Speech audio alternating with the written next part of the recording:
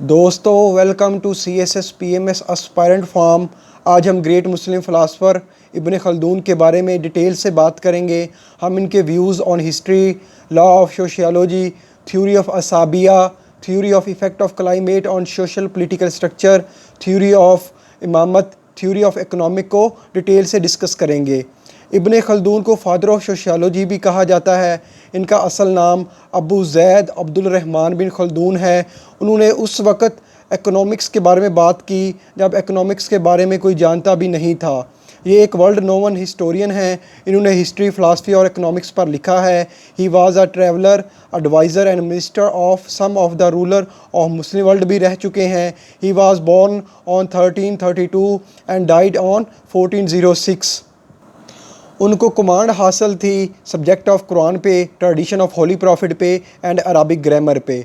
जो उनके leading works हैं उनमें एक बुक मुकदमा इंक्लूड है, दूसरी उनकी थ्योरी ऑफ असबिया। जो उनके ग्रेटेस्ट वर्क में जो उनकी बुक मुकदमा है वो इंक्लूड है।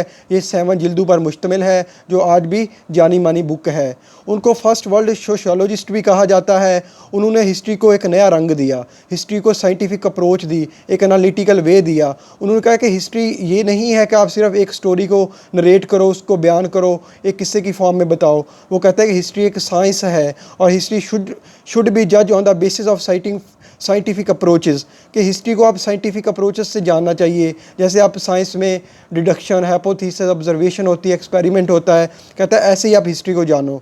वो कहता है कि अगर आप हिस्ट्री को राइट वे से जान लेंगे कि पास्ट में क्या हुआ था तो प्रेजेंट में कहता है जो स्टेट है आप इसमें बेहतर पॉलिसीज़ बना सकेंगे। और वो बात करता है ह्यूमन नेचर की, बॉन्ड ऑफ फेलोशिप की, जिसे हम असाबिया भी कहते हैं। वो आइडियल स्टेट की बात नहीं करता जो प्लाटो करता था या एरिस्टोटल करता था। वो बात करता है कंट्रीब्यूटिंग फैक्टर्स की, कि कौन से फैक्टर्स ऐसे हैं जिससे एक स्टेट को अरूज आता है, ज़वाल आता है। वो स्टेट के फॉल और ग्रोथ की बात करता है। वो मुस्लिम फ़िलासफ़र है जो एक सेकुलर वे से मुसलमानों की सोशल और कल्चर वे को देखता है। आगे बढ़ने से पहले प्लीज़ मेरे चैनल को सब्सक्राइब करें और बेल आइकन पर क्लिक करें। इब्न खल्दून व्यूज़ ऑन हिस्ट्री क्या है? इब्न खल्दून कहते हैं कि डिफरेंट कल्चर्स जो थे, जो हिस्टोरिकल इन्वायरमेंट्स थे, जो एडमिनिस्ट्रेशन थी, वो डिस्ट्रॉय हुए हैं प्रेशर ऑफ टाइम से। जो टाइम के पहिए ने उनको जकड़ दिया है, उनको दबा दिया है। वो जानते हैं कि मुसलमानों को जो स्टेट को अरूज ज़वाल आए हैं वो कैसे आए हैं। वो जो एरिस्टोटल है वो अपनी पॉलिटिक्स बुक्स में सिर्फ पॉलिटिक्स की बात करते हैं, दुनिया के 158 कॉन्स्टिट्यूशन की बात करते हैं। लेकिन जो इब्न खल्दून है वो पॉलिटिक्स के साथ साथ जो ह्यूमन एस्पेक्ट हैं, बाकी इकोनॉमिक, पॉलिटिकल, कल्चर, सोशल, उनकी भी बात डिटेल से करते हैं। वो कहते हैं कि हिस्ट्री ये नहीं है कि आप किंग्स, क्यून्स और बादशाहों की, मलकाओं की और ख़ानदानों की कहानियाँ बयान करें, उनको उनको कि ये कहानियाँ ऐसा हुआ था, उनके इवेंट्स बताएं, उनके एक स्टोरीज़ बताएं। बल्कि वो कहते हैं हिस्ट्री ये है कि आप ये बताएं कि जो ह्यूमन राइज एंड फॉल वो कैसे हुआ, उसमें कौन से फैक्टर्स थे। कहता है जब आपने ये चीज़ें बतानी है, ह्यूमन सोसाइटी को देखना है, तो आपने वहाँ के जो जियोग्राफिकल, इकोनॉमिक, पॉलिटिकल, रिलीजियस और अदर कंडीशंस थी उनको भी मद्देनज़र रखना है। दैन वो कहता है कि हिस्ट्री एक साइंस है। अरिस्टोटल से वो एग्री नहीं करता। अरिस्टोटल को हम कहते हैं पॉलिटिकल साइंटिस्ट, तो वो इसको नहीं मानता। वो कहता है वो असल में जो पॉलिटिकल साइंटिस्ट है वो इब्न खल्दून है। वो साइंस को एक नया रंग देता है हिस्ट्री के साथ और सोशियोलॉजी को कंपेयर करता है हिस्ट्री के साथ। फर्दर वो कहता है कि जो हिस्टोरियंस साइंस को मद्देनज़र नहीं रखते, सोशियोलॉजी को नहीं देखते, वो उनकी सही अटेंशन नहीं होती, वो हिस्ट्री लिखने में गलतियाँ कर जाते हैं, वो ओवर कॉन्फिडेंस होते हैं, उनकी ऑब्जर्वेशन स्ट्रॉन्ग नहीं होती, वो पोइटिक एग्जैजरेशन होती है कि शायराना मिजाज अपना उसमें इंक्लूड करते हैं। वो इवेंट को सही जगह पे रख के नहीं देखते कि तब सिचुएशन क्या थी, इंटरनल और एक्सटर्नल। वो जो वहाँ पे उस वक्त रॉयल होता है, किंग होता है, उसके खुशामदी बन जाते हैं। इसलिए जो हिस्ट्री होती है उसको एग्जैजरेट करके हमारे तक पहुँचती है। इब्न खल्दून कहता है कि जो हिस्ट्री है वो इस तरह बयान होनी चाहिए कि उस वक्त के जो लॉज थे, जो स्ट्रक्चर था ह्यूमन सोसाइटी का, वो हम तक सही फॉर्म में पहुंच जाए। जो चेंजेस थी जो वक्त के साथ साथ हुई हैं, हम उनको देख के मद्देनज़र रख के बात करें। वो कहता है कि जो हिस्ट्री के चेंजेस हैं, वो काजेज़ हैं, वो कैसे होते हैं, उसके लिए हमें दूसरे फैक्टर्स, जो क्लाइमेट है, टेरिटरी का फैक्टर्स है, वहाँ पे economic, social, religious, culture condition है, उनको भी मद्देनज़र रख के हमें एक हिस्ट्री को बयान करना चाहिए। एक जस्ट इवेंट को नहीं देखना चाहिए, उसको जो सोशियोलॉजी है, जो हिस्ट्री है, इन दोनों को रिलेट करना चाहिए। इनका आपस में गहरा तल्लक है। वो कहता है कि जो सोशियोलॉजी के लाज हैं वो हमें हिस्ट्री के बारे में सही गाइडेंस करते हैं। अब लाज ऑफ सोशियोलॉजी क्या है? लाज ऑफ सोशियोलॉजी ये है कि जब भी आपने एक सोशियोलॉजी वे से हिस्ट्री को देखना है तो आप वहाँ पे जनरल मासेस को देखोगे, वहाँ पे पूरे ओवरऑल पब्लिक के पॉइंट ऑफ व्यू को देखेंगे। आप एक इंडिविजुअल्स को वहाँ पे नहीं देखोगे, सिंगल इंडिविजुअल्स की बात नहीं होगी, पूरे सोशल इन्वायरमेंट की बात होगी। कहता है कि किसी भी लीडर ने चेंजेस लानी है वहाँ पे किसी भी सोसाइटी में, उसको वहाँ के जो सोशल चेंजेस हैं, वहाँ पे जो सोशल हालात हैं उनको मद्देनज़र रखना होगा कि लोगों का कल्चर क्या है, लोग रहते किस तरह हैं, उनका बिहेवियर क्या है। कहता है वो इन चीज़ों को मद्देनज़र रख के पॉलिसीज़ बनाएगा तो उनके लिए बेहतर साबित होगा। कहता है जब भी आपने लॉज बनाने हैं उसके लिए अपने जो डेटा कलेक्ट करना है लार्ज स्केल के, उन आपके पास दो रिसोर्सेज होने चाहिए। एक रिसोर्स हो faithful records of the past event, दूसरा हो careful observation of the present one. कि आपके पास जो पास्ट का नॉलेज है वो आपके पास सही होना चाहिए, ट्रू होना चाहिए, वो वैलिड होना चाहिए। एक जो आपकी ऑब्जर्वेशन है ये स्ट्रॉन्ग हो, आप प्रेजेंट को देख के अंदाज़ा लगा लें कि पास्ट में क्या हो रहा था, लोगों का मिजाज कैसा था, पॉलिटिक्स कैसी थी, वहाँ पे सोशल हालात कैसे थे। कि वो कहता है कि जो सोसाइटी है ये डायनामिक लिविंग ऑर्गेनिजम्स हैं कि इनमें एवोल्यूशन होती रहती है, चेंजेस आती रहती हैं। चेंजेस इसलिए आती हैं कि डिफरेंट कल्चर्स ट्रेडिशंस आपस में इंटरेक्ट करते हैं और मर्ज करते हैं। और आपको कहता है कि मद्देनज़र रखनी है वहाँ की क्लाइमेट और जो फूड है वो आपके रिलीजन और आपके ऑक्यूपेशन, आपके इंटरेस्ट पे बहुत बड़ा इम्पेक्ट डालती हैं। वो कहता है डिफरेंट इम्पेक्ट्स हैं जिनकी वजह से इंसान को सेपरेट है एनिमल से। वो एक रीज़न है इंसान के पास, उसको नीड फॉर फूड है, सर्वाइवल है, security against internal and external fears हैं, desire to live with other living organisms हैं। कहता है ये सब चीज़ें हमें एनिमल से सेपरेट करती हैं। जो इंडिविजुअल्स हैं वो अपनी नीड्स के लिए दूसरों पर डिपेंडेंट करता है, म्यूचुअल एक आपस में कोऑपरेशन करता है तो एक सोसाइटी को बनाता है। उस सोसाइटी में कहता है डिवीजन ऑफ लेबर हो जाती है, हर बंदा अपने अपने काम के मुताबिक, अपनी कंट्रीब्यूशन के मुताबिक, अपनी एबिलिटीज़ और नीड्स के मुताबिक काम करता है और एक दूसरे की डिमांड्स को फुलफ़िल करता है। अब हम देखते हैं कि जो इब्न खल्दून की थ्योरी ऑफ असाबिया क्या है, स्टेट एंड असाबिया क्या कहता है। असाबिया एक्चुअली एक अरबिक वर्ड है जिसका मतलब है नर्व। जो असाबिया का वर्ड इब्न खल्दून यूज़ करता है उसका मतलब है group feeling, group unity, group solidarity, social cohesion. एक ग्रुप माइंड है कि एक ग्रुप है उसकी आइडियोलॉजी सेम है, वो एक दूसरे पे डिपेंड करते हैं, उनके जो नज़रियात हैं वो सेम है। कहता है कि असाबिया एक इवेंट्स का सीरीज़ है, एक साइकिल है जिसमें हम ये देखते हैं कि जो नेशन है उनका अरूज व ज़वाल कैसे होता है, rise and fall of nations हम देखते हैं। कहता है ह्यूमन बीइंग्स हैं, जो स्टेट है वो तकरीबन सेम है। जैसे एक ह्यूमन बीइंग जो होता है उसकी बर्थ होती है, ग्रोथ होती है, देन डिके होती है और डेथ हो जाती है। कहता है इसी तरह जो स्टेट है उसकी भी बर्थ होती है, उसको अरूज आता है, देन उसको ज़वाल आता है। कहता है जो स्टेट है इसकी 3 जनरेशन्स हैं और इसकी टोटल एज है 120 ईयर्स। जो स्टेट का पर्पज़ है वो कहता है कि ये है कि जो ह्यूमन बीइंग है इसमें जो इमोरल और एविल्स फीलिंग है, जो नेचुरल एग्रेशन है उसको दबाना, उसको ख़त्म करना और एक ह्यूमन सोसाइटी को प्रमोट करना। सो वो कहता है जो स्टेट और ह्यूमन सोसाइटी है जो दोनों एक दूसरे के लिए पार्ट्स एंड पार्सल हैं। इब्न खल्दून एंड असाबिया, तो कहता है असाबिया जो होता है मेंटेन द स्टेट। कहता है अगर आपने किसी स्टेट को मेंटेन करना है तो उसकी जो फाउंडेशन है 2 ग्रेट मॉरल प्रिंसिपल्स पे होनी चाहिए। एक प्रिंसिपल है असाबिया का, यानी कि ग्रुप माइंड हो, ग्रुप यूनिटी हो। दूसरा है रिलीजन का। कहता है कि स्टेट एक नेचुरल इंस्टीट्यूशन है, कोई जो इंसान है इसके ये एसोसिएशन है, ये म्यूचुअल एक दूसरे पे डिपेंड करता है, ये ऑर्गेनाइजेशंस बनाता है। तो स्टेट इसका एक नेचुरल तौर पर खुद ब खुद वजूद में आ जाती है और ये एक ह्यूमन एसोसिएशन होती है और जो इंसान है वो इसका सिटीज़न ऑटोमेटिकली बन जाता है। जो इंसान है वो स्टेट इसलिए बनाता है ताकि अपनी वो फूड की, क्लॉथिंग की और हाउसिंग की ज़रूरत पूरी कर सके और अपने दुश्मन के ख़िलाफ़ प्रोटेक्ट और डिफेंस में डिफेंड कर सके। इब्न खल्दून कहता है कि जो दूसरी चीज़ है जो एक स्टेट को स्ट्रॉन्ग करती है वो मज़हब है, रिलीजन है। वो रिलीजन क्या करता है, वो फॉर्मेशन स्टेट में हेल्प करता है, ये ग्रुप माइंड डेवलप करता है। जैसे असाबिया एक स्ट्रॉन्ग फीलिंग देता है, यूनिटी देता है, इस तरह मज़हब भी एक स्ट्रॉन्ग फीलिंग देता है, ये नेशनल इंटीग्रेशन लाता है। जैसा कि पाकिस्तान में भी आप देखें कि जो मज़हब है वही सब जो 4 प्रोविंसेस हैं उनको जोड़े रखा है। जो बलूचिस्तान पाकिस्तान में क्यों शामिल हुआ था, मज़हब बेस पे। पाकिस्तान भी इस्लाम की एक किला है तो इसलिए हम भी असाबिया के कंसेप्ट से, मज़हब के कंसेप्ट से आए। अब रोज़ेंथल के कंटेक्स्ट में क्या है, कहता है अगर आपने विल को जो उसको रियलिटी में कन्वर्ट करना है तो हमें लाइक माइंडेड होना पड़ेगा। लाइक माइंडेड लोग जिनमें टाइज ऑफ ब्लड हो, फीलिंग्स ऑफ कोहेरेंस हो, जो फैमिली रिलेशंस के साथ जुड़े हों, तो वो म्यूचुअल रिस्पॉन्सिबिलिटी लेंगे, वो एक दूसरे को डिफेंड करेंगे। तो कहता है कि ये एक ड्राइविंग फोर्स होगी, इससे एक फार्मेशन ऑफ स्टेट होती है, हम एक स्टेट बना सकते हैं। इसी तरह इब्न खल्दून भी कहता है कि साबिया एक मुल्क, डोमिनियन और रूल का नाम है, तो इससे एक स्टेट वजूद में आती है। कहता है कि जो इंसान में एक एवल नेचर है, जो उसमें बुराई की एक खसलत है, कहता है कि वो म्यूचुअल डिस्ट्रक्शन का काज बनती है जब वो डेवलप हो जाती है। कहता है इसको रोकने के लिए हमें एक रिस्ट्रेनिंग अथॉरिटी, एक रूलर की ज़रूरत होती है, गवर्नर की ज़रूरत होती है, जो इंसान को फंडामेंटल राइट्स को सिक्योर करे, उसको कत्ल होने से बचाए, उसको इंजर्ड होने से बचाए, उसके राइट्स एंड ड्यूटी को डिसाइड करे। तो इब्न खल्दून के नज़दीक जो स्टेट है वो सुप्रीम एक इंस्टीट्यूशन है, और जो वहाँ पे जो इंडिविजुअल्स होते हैं उनकी वर्ल्डली गुड्स, जो नीड्स हैं, दुनियादारी की ज़रूरतें हैं, उसको पूरी करती है। कहता है जो ही टाइम गुजर जाता है, वो जो स्टेट होती है, जो उसका ओरिजिनल आइडिया है, वो ख़त्म होना स्टार्ट हो जाता है। एक हैबिचुअल ओबीडियंस होती है, आदतन वो एक अपने रूलर को फॉलो करते हैं, और ग्रेजुअली जो उनके अंदर होती है, वो जो यूनिटी होती है, जो साबिया है, वो ख़त्म हो जाता है। तो जो रूलर है, अब उसको फोर्स से उनको रूल करना पड़ेगा। अगर कहते हैं उनमें जो स्ट्रॉन्ग ग्रुप सेंस रहेगी, तो कोई भी उसको रूल नहीं कर सकता, कोई भी उनको डिफीट नहीं कर सकता।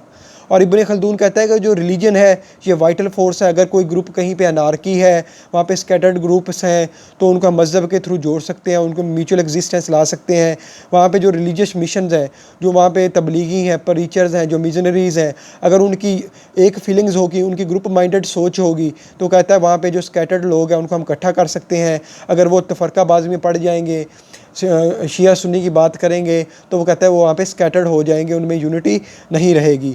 जो रिलीजन है, अगर ये यूनिटी से बात करेंगे, एक डायरेक्शन होगी, तो कहता है ये स्टेट को स्ट्रॉन्ग करेगी, और इससे रिलीजन इटसेल्फ भी स्ट्रॉन्ग होगा, और साबिया भी इससे स्ट्रॉन्ग होगा। आप कहता है जो स्टेट है ये क्या है, द स्टेट कैसे डेवलप होती है। कहता है एक सिविलाइज स्टेट होती है, ये इस्टेब्लिश हो जाती है, ग्रेजुअली खुद इस्टेब्लिश हो जाती है। जब हम दूसरे सिटीज़ को कनकर्ड करते हैं, तो एक स्टेट हमें वजूद में आ जाती है। जो प्रीमिटिव लोग होते हैं, जो पहले ओल्ड सिविलाइजेशंस होती हैं, उनमें एक सॉलिडारिटी आ जाती है, रिलीजन आ जाता है। तो कहता है कि नेचुरल डिज़ायर होती हैं वो अपनी फुलफ़िल करते हैं, ग्रेजुअली वो नोमैडिक स्टेट से, एक प्रीमिटिव स्टेट से सिविलाइज स्टेट की तरफ जाते हैं। वहाँ पे अपनी नेचुरल और नेसेसरी जो उनके लाज हैं उनको बनाते हैं, अपनी नीड्स को पूरी करते हैं, उनमें ग्रोथ आती है, मैच्योरिटी आती है, अरूज आता है, दैन उन पर ज़वाल आ जाता है। कहता है एक स्टेट की 5 डिस्टिंक्ट स्टेजेस हैं जिनसे गुजरती है एक स्टेट, मतलब कि वो बॉर्न होती है, दैन उसको अरूज आता है, दैन वो डिके होती है, दैन डेथ होती है, उसकी 5 डिफरेंट स्टेजेस हैं। अब असाबिया का साइकिल क्या है। कहता है असाबिया का साइकिल ये है कि जो असाबिया है ये आता है ट्राइबल सॉलिडारिटी से। जो कबाइल्स हैं, जो ख़ानदानी निज़ाम है, वहाँ पे उनमें ग्रुप फीलिंग्स होती हैं, वहाँ पे सोशल सिस्टम डेवलप होता है, तो वो अपने कबीले में से ही एक लोग को किंग्समैन, अपना जो सरदार है उसको चुन लेते हैं। वो अपने वो मिल के कलेक्टिवली डिफेंड करते हैं और एक दूसरे के लिए मरने के लिए तैयार हो जाते हैं। कहता है ये जैसा कि नोमैडिक सोसाइटीज़ हैं, सपोज़ एक जहाँ पे डेजर्ट है, सहरा है, वहाँ पे जो लोग रहते हैं वहाँ पे हार्श कंडीशंस हैं, लोगों के लिए रहना मुश्किल है, तो वो लोग स्ट्रगल करते हैं, हार्ड वर्क करते हैं। कहता है कि वो ख़ुद को डिफेंड करने के लिए, वो मरने के लिए तैयार हैं, अपना आप बचाने के लिए वो दूसरी सिविलाइजेशन की तरफ बढ़ते हैं, उनको डिफीट देते हैं, और एक ग्रेजुअली वो एक नोमैडिक सोसाइटी से, एक ओल्ड सोसाइटी से एक सिविलाइज सोसाइटी की तरफ चले जाते हैं। कहता है जब वो सिविलाइज्ड सोसाइटी की तरफ जाते हैं तो वहाँ पे जो असाबिया है, जो ग्रुप फीलिंग्स है, वो कम हो जाती हैं। पीपल में दौलत आ जाती है, क्योंकि माल गनीमत आ चुका होता है, वो दूसरों को डिफीट कर चुके होते हैं। तो कहता है कि सॉलिडारिटी कम हो जाती है, वेल्थ ज़्यादा आ जाती है। तो इन द बेसिस वो कहता है कि साबिया का साइकिल, साबिया में डिक्लाइन आना स्टार्ट हो जाता है। वो कहता है जो बॉन्डिंग की उनकी एबिलिटी थी, जो उनमें साबिया था फर्स्ट स्टेज में नोमैडिक सोसाइटीज़ में, वो एक दूसरे के लिए मरने को तैयार हैं, अपने ब्लड रिलेशन जो उनके रिश्तेदार हैं उनको डिफेंड करते हैं, उनके साथ इफेक्शन करते हैं, अपनी इज्जत, अपनी जो औरतें हैं, सबकी औरतें जो है उनको अपनी समझते हैं, एक दूसरे का एहतराम करते हैं, ब्लड इफेक्शन होती है। तो कहता है जी नोमैडिक सोसाइटीज़ में जब ये आती है तो लोग मिल के यूनिटी होती है, उसमें स्ट्रेंथ होती है, वो बाकी जो स्टेट्स हैं उनको कनकर कर लेते हैं, जो वीक स्टेट होती हैं अपने दुश्मनों को डिफीट देते हैं, तो एक सिविलाइज स्टेट में चले जाते हैं। कहता है जब उनके पास उस वक्त फिर रिसोर्सेज आ जाते हैं, वेल्थ आ जाती है, उनमें खुशहालियत, प्रॉस्पेरिटी आ जाती है, तो वो फाइनेंशियल बेनिफिट्स, दौलत के पीछे लग जाते हैं। कहता है जो दौलत के पीछे जब पड़ जाते हैं वो ब्लाइंडली इसको जो वर्ल्डनेस है उसके पीछे लग जाते हैं, तो जो ग्रुप फीलिंग है वो डिस्पेयर होना स्टार्ट हो जाती हैं। पीपल अपनी मतलब कि बस दौलत बनानी है बाई हुक एंड क्रूक, जैसे तैसे भी आए, तो जो उनकी यूनिटी है, जो वहाँ पे मॉरल वैल्यूज़ हैं, वह कम कम होना स्टार्ट हो जाती है। ऐसी स्टेज में वो कहता है कि जब एक्सप्लॉइटेशन होना स्टार्ट हो जाती है तो हमें एक रूलर की ज़रूरत पड़ती है। जब वो रूलर आता है तो वो कुछ अरसे के लिए तो बेहतर रहता है लोगों में, उनके लिए गवर्नमेंट को चलाता है, उनका ख्याल रखता है। दैन कहता है कि जब थर्ड स्टेज आती है तो रूलर जो होता है वो बिकम अनपरसीविंग, वो फेवरेटिज़म नेपोटिज़म उसमें आ जाती है कि जो उसके पास मिस गाइडिंग आती है वो खुशामदी बन जाता है, लोगों को एक्सप्लॉइट करता है, लोगों में जो ट्राइबल फीलिंग्स हैं वो कम होना स्टार्ट हो जाती हैं, उनको अपनी अपनी पड़ जाती है, सेल्फ इंटरेस्ट की बात करते हैं, ब्लड रिलेशंस और जो कोलैप्स ऑफ सोशल कोहेजन है वो कम हो जाती है ऑटोमेटिकली। देन असाबिया की फोर्स भी उनमें कम हो जाती है, वो एक आरामदा ज़िंदगी की तरफ चले जाते हैं। और नेचुरली तौर पर जो उनकी जो नेबर्स स्टेट्स हैं जिनमें असाबिया स्ट्रॉन्ग होता है, जिनमें यूनिटी होती है, वो उनको फतह कर लेती है, कनकड कर लेती है। आप देखते हैं हिस्ट्री में जब बगदाद में जो मुस्तासिम बिल्ला था उसने दौलत मालो ज़र जमा कर लिया, तो उनके पास सोना इतना था, स्टेट वीक होगी, राया उनसे दूर होगी, तो असाबिया नहीं रहा, ग्रुप यूनिटी नहीं रही, तो उसके जो वज़ीर थे उनमें से एक वज़ीर उसके ख़िलाफ़ गद्दारी कर लेता है और जो हलाकू ख़ान है उसके साथ मिल जाता है, तो हलाकू ख़ान उसको डिफ़ीट कर देता है। तो यही कुछ ऐसा वो थर्ड स्टेज में बयान करता है। कहता है कि ऐसा भी हो सकता है कि जो इस स्टेज पे जो थर्ड स्टेज है उसको जो नेबर स्टेट है वो डिफ़ीट कर ले, वरना सेकंड ऑप्शन ये भी है कि वहाँ पे जो राया है, जो पब्लिक है, वो वहाँ पे रिवोल्ट कर दे और एक रेवोल्यूशन ले आए, एक नए तरीके से एक स्टेट को वहाँ पे स्टार्ट कर दे और उसको एक बॉर्न स्टेट से अब उसमें जो रिफॉर्म्स है वो लाना स्टार्ट कर दे। वो कहता है कि जो असाबिया है यही फोर्स ऑफ हिस्ट्री है और यही इंसान के जो अरूज ज़वाल है उसके बारे में बताती है। अब फॉर्म्स ऑफ असाबिया साइकिल क्या है? कहता है कि फॉर्म्स ऑफ असाबिया साइकिल यह है कि जो ह्यूमन साइकोलॉजी है ये ग्रुप माइंडेड है, ये इंसान है वो सोशल एनिमल है, ये मिलजुल के रहना पसंद करता है, इसके चिल्ड्रन है, फैमिली है, ट्राइबल है, एथनिक है, ग्रुप फीलिंग इसमें होती है। लेकिन कहता है कि जब असाबिया जो फैमिली में आ जाता है, जो फैमिलीज़ के राइज और अरूज ज़वाल की बात करता है, तो वो जो ग्रुप का इंटरेस्ट होता है, जो ट्राइब्स का इंटरेस्ट होता है, उस पर अपने जो फैमिली के इंटरेस्ट है उसको प्रेफरेंस देता है। तो उस वक्त क्या होता है कि जो वहाँ पे एक जो इंटीग्रेशन है वो वीक हो जाती है, जो फोर्स ऑफ असाबिया है वो डिक्लाइन उसका स्टार्ट हो जाता है, तो जो किंगडम है वो ऑटोमेटिकली उसका ज़वाल शुरू हो जाता है, डिसयूनिटी हो जाती है। जो सब्जेक्ट एंड रूलर है they are look for their personal interest, जो रूलर है उसको भी अपने पर्सनल इंटरेस्ट की पड़ी होती है, जैसा कि पाकिस्तान में आजकल होता है कि हर प्रोविंस को उसके इंटरेस्ट की पड़ी होती है, कोई नेशनल इंटीग्रेशन की बात नहीं करता। तो जो ऑटोमेटिकली जो किंगडम है, जो उसको बाकी जो पावरफुल रूलर्स हैं वो उसको कनकर्ड कर लेते हैं, उनकी जो नज़रियात है, जो उनकी आइडियालॉजी है वो उन पर छा जाती है। अब वो कहता है कि binding force we unite the people. कौन सी बाइंडिंग फोर्सेस हैं जो लोगों को आपस में जोड़ के रखते हैं एक सोसाइटी में? पैरोकियल अल्ट्रुइजन, वो कहता है कि ये विलिंगनेस है, इसकी डेफिनेशन कि to protect those close to us but and different towards outsiders, कि जो हमारे क्लोज हैं, जो हमारे रिलेटिव्स हैं, जो हमारी सोसाइटीज़ हैं, जो हमारे एथनिक के इशू हैं, जो हमारे मज़हब के लोग हैं, उनको प्रोटेक्ट करना, और जो बाकी आउटसाइडर्स हैं, जो फॉरेनर्स हैं, मिल के उनको डिफेंड करना, उनके अगेंस्ट जाना। तो ये एथनिक जो ग्रुप हैं, कल्चर ग्रुप्स हैं, ये ऐसे लोग होते हैं जो मिलजुल के एक दूसरे के आपस में बेशक लड़ाइयाँ हो, जब दुश्मन आउटसाइडर अटैक करता है तो ये लोग मिल के इकट्ठे हो जाते हैं, जैसा कि अफ़गानिस्तान में आप देखते हैं कि अफ़गान तालिबान। बाकी सेकंड पॉइंट है, कहता है रिलीजन, कहता है मज़हब है ये लोग को जोड़ता है, ये आपस में उनमें एक फीलिंग्स लाता है, जब वो सोशली पोलिटिकली सेम होते हैं, उनकी आइडियोलॉजी सेम होती है, वो वायलेंस और डिस्ट्रक्टिव बिहेवियर जो असाबे के ख़िलाफ़ जाता है उसको डिस्करेज करते हैं।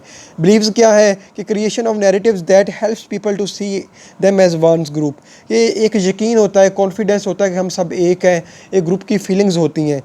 अब को कहता है कि डिक्लाइंस की रीज़न्स क्या है, असाबिया जो कम होता है उसकी डिक्लाइनेशन कैसे स्टार्ट होती है, कि पीपल जो होते हैं वो अल्लाह ताला से दूर हो जाते हैं, गॉड से अखलाकियात तौर पे वो बादात से दूर हो जाते हैं, वो दुनियादारी में पड़ जाते हैं, वो नफ्स के पीछे लग जाते हैं।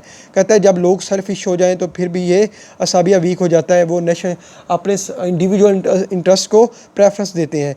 जब पीपल अकोमुलेट वेल्थ करते हैं तो जो दौलत है वो चंद हाथों में जमा हो जाती है, जो मासेज हैं वहाँ पे वो पोर हो जाते हैं, उनकी एक्सप्लॉइटेशन होना स्टार्ट हो जाती है, तो एक गैप क्रिएट हो जाता है, जिससे सोशल यूनिटी है वो वीक हो जाती है, असाबिया वीक हो जाता है। पीपल जब आरामदा हो जाते हैं, जब पीपल आराम प्रस्त हो जाते हैं, काहिल हो जाते हैं, तो कहते हैं कि वो स्टेट को डिफेंड नहीं करते, वो ख़ुद को कंफर्ट फीलिंग जोन में ले जाते हैं। वो कहते हैं जैसे वो हनूस दिली दूरस्त, कि दुश्मन अभी दूर है, सब कुछ है, तो वो केयरलेस हो जाते हैं। तो ये भी असाबिया को वीक करता है। Accumulation wealth people makes less dependents, कहता है जब वेल्थ आ जाती है तो लोगों में डिपेंडेंस नहीं रहती, वो इंडिपेंडेंट हो जाते हैं, उनमें लेस मोरालिटी आ जाती है, वो गरीबों का ख्याल नहीं रखते, वो कहते हैं सब अच्छा हो रहा है। कहता है इससे क्या होता है, लॉ एंड ऑर्डर की सिचुएशन नहीं रहती, जिसकी लाठी उसकी भैंस, माइट इज़ राइट का कानून वहाँ पे आ जाता है। अब वो कहता है जब तक नोमैडिक सोसाइटीज़ होती हैं, प्रीमिटिव सोसाइटीज़ होती हैं, तो चंद लोग होते हैं, उनमें म्यूचुअल अंडरस्टैंडिंग होती है, वो एक दूसरे पे डिपेंड करते हैं, ख्याल रखते हैं, उनमें फीलिंग्स होती हैं। लेकिन जब कहता है सिविलाइज स्टेट्स आ जाती हैं, तो वहाँ पे वो कंटिन्यूली एक बिग स्टेट्स आ जाती हैं, पॉपुलेशन बढ़ जाती है, टेरिटरी बढ़ जाती है, आइडियोलॉजी सेम नहीं रहती, तो कहता है उनमें आपस में कन्फ्लिक्ट स्टार्ट हो जाता है डोमिनेंसी के लिए, एक्सप्लॉयटेशन के लिए। टाइप्स ऑफ स्टेट्स क्या हैं? अब जो इब्न खल्दून है वो 3 स्टेट्स की टाइप्स बताता है। पहली नेचुरल स्टेट है, दूसरी रैशनल स्टेट है, थर्ड खलीफट स्टेट है, यानी कि खिलाफत, जिसमें खिलाफत का निज़ाम हो। नेचुरल स्टेट कौन सी है? जहाँ पे पॉलिटिकल अथॉरिटी जो होती है किंग के पास हो या ट्राइबल लीडर के पास हो, जो वहाँ पे गोल्स हैं वो नेचुरल डिज़ायर ऑफ लोगों की पूरी की जाए, जो मज़हब है उसका कोई रोल नहीं होता, कोई इन्फ्लुएंस वहाँ पे नहीं होता, बस आउटकम ये होता है कि जो वर्ल्डली इंटरेस्ट हैं, जो दुनियादारी है लोगों की, वो रूलर्स फुलफ़िल करते हैं। वहाँ पे natural state does not talk about the interest of people, लोग की इंटरेस्ट की बात नहीं होती कि लोग क्या चाहते हैं, सिर्फ उनके जो बेसिक राइट्स हैं उनको पूरा किया जाता है। रैशनल स्टेट कौन सी होती है? जहाँ पे पॉलिटिकल पावर जो होती है वो लॉज और रीज़न के साथ चलती है, रैशनैलिटी के साथ चलती है। इसमें जो वर्ल्ड इंटरेस्ट है, जो दुनियावी इंटरेस्ट हैं लोगों के, उसका ख्याल रखा जाता है। ये गोल होता है, जो इसका आउटकम होता है कि लोगों को जो दुनियावी ज़रूरतें हैं उसको पूरा किया जाए, उन लोगों के इंटरेस्ट का भी ख्याल रखा जाए। जो कैलिफेट स्टेट है, वहाँ पे जो खिलाफत होती है, वहाँ पे क्या होता है कि पॉलिटिकल पावर खलीफा के पास होती है, वो लोगों की जो गोल्स हैं वो दुनियावी ज़रूरतें और लोगों के जो दुनियावी इंटरेस्ट है उनका भी ख्याल रखते हैं। इसका आउटकम ये होता है कि लोगों की दुनिया की ज़िंदगी और आखिरत की ज़िंदगी भी बेहतर हो जाती है। जो खलीफा होता है उसमें 2 किस्म की, खिलाफत स्टेट में 2 किस्म की सोवरेनिटी होती है, एक रूलर के पास होती है, दूसरी वहाँ पे अमामत भी होती है कि वहीं उनका मजहबी पेशवा होता है, रहनुमा होता है। पॉलिटिकल अथॉरिटी क्या होती है कि जो खिलाफत होती है उसमें डिवाइन और टेम्पोरल जो सोवरेनिटी है वो लोग के पास होती है, वहाँ मज़हब और जो स्टेट है वो मिल जाती हैं। और सोवरेनिटी पॉलिटिकल अथॉरिटी है, सेक्रेट अथॉरिटी कहता है कि बेस्ट है, जैसा कि रियासत मदीना में थी, जो आप सल्लल्लाहु अलैहि वसल्लम ने वहाँ पे मेंटेन किया, उसको बनाया कि इस्लामी कानून भी थे और जो अक़लियतें थी वहाँ पे उनको एक जो पॉलिटिकल अथॉरिटी भी हासिल थी, उनको मजहबी फ्रीडम भी थी। कहता है कि अब इंटरेस्ट लोगों का ख्याल रखा जाता है, इसमें इंटरनल और एक्सटर्नल दुनियावी और आखिरत दोनों को मद्देनज़र रखा जाता है। कहता है कि आइडियल गवर्नर स्टेट क्या है, जो रूलर है उसको कैसा होना चाहिए, उसमें एट्रीब्यूशंस कौन सी होनी चाहिए। कहता है गुड गवर्नेंस के लिए जो रूलर है उसको माइल्डनेस होना चाहिए, मॉडरेशन होना चाहिए, उसमें काइंडनेस होनी चाहिए, उसमें नॉलेज ऑफ इस्लामिक लॉ होना चाहिए, उसको डिवाइन लॉ का पता होना चाहिए, होनेस्ट होना चाहिए, जो प्रोटेक्ट करे इस्लामिक लॉ को, कम्पिटेंट होना चाहिए, उसमें जिहाद और इज्तिहाद की फीलिंग्स का पता होना चाहिए कि क्या है, उसमें डिप्लोमेटिक क्वालिटीज़ होनी चाहिए, फ़िज़िकली गुड हेल्थ होनी चाहिए, उसका गुड माइंड होना चाहिए और उसको कुरैशी ख़ानदान से उसका तल्लक होना चाहिए। और सक्सेशन ऑफ खलीफा में भी इजमा, कहता है जब इसको इलेक्ट करना है तो इजमा बेस पे हम कर सकते हैं कि लोग इकट्ठे और खलीफा को सिलेक्ट कर लें। वो लोगों के हर वक्त उनके जो सिन है, जो बुरे काम है, उन पर नज़र ना रखे, अगर वो ऐसा करेगा तो लोग उसके ख़िलाफ़ रिवोल्ट कर देंगे। अब उसकी थ्योरी ऑफ इमामत क्या है? थ्योरी ऑफ इमामत ये है कि जो वहाँ पे जो खिलाफत है वो इस्लामिक लॉ पे बेस करेगी, लोगों को not only success in this world, कि जिसमें लोगों को ना सिर्फ इस दुनिया में कामयाब हों बल्कि आखिरत में भी कामयाब हों।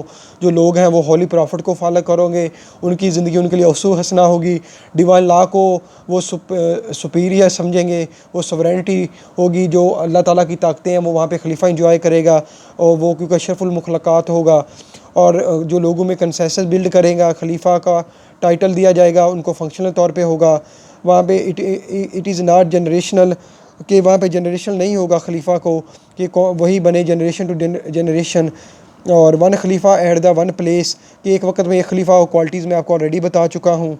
लास्ट में हम देखते हैं कि effect of climate on socio political cultures क्या है। जो इब्न खल्दून है वो 7 जोन्स में अर्थ को डिवाइड कर देता है इक्वेटर बेस पे, वेस्ट टू ईस्ट और ईस्ट टू वेस्ट, लैंगिट्यूड और लैटिट्यूड के हिसाब से 7th जोन होते हैं और इस बेस पे उनकी करैक्टरिस्टिक्स बताता है। कहता है जो फर्स्ट और सेकंड जोन है ये साउथ है, साउथ ये हॉट होता है जैसा ये हमारा सब कॉन्टिनेंट है, इसमें वेदर हॉट रहता है और हर वक्त टेम्परेचर 40, 45, 50 तक चला जाता है।